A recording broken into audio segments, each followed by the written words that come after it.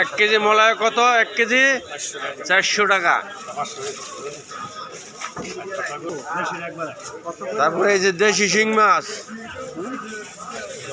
একেবারে তাজা দেশি কই মাছ, এটা 800 টাকা কেজি। মাছ দেশি কই মাছ, এই দিক দিয়ে দেশি শোল একদম টাটকা। 1 কেজি শোল কিনলে লাউ মাছ, লাউ ফ্রি।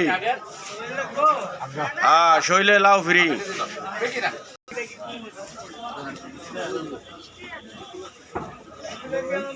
বড় প্রোগ্রাম 30 তারিখ। হ্যাঁ, যাবো। সব দেশি মাছ টাটকা একদম চাক্কা। এটা কই মাছ, এটা কি শৈল মাছ? শৈল আর টাকি এইরকম। খালি দেশি মাছে বাজার ভরে গেছে। শিং মাছ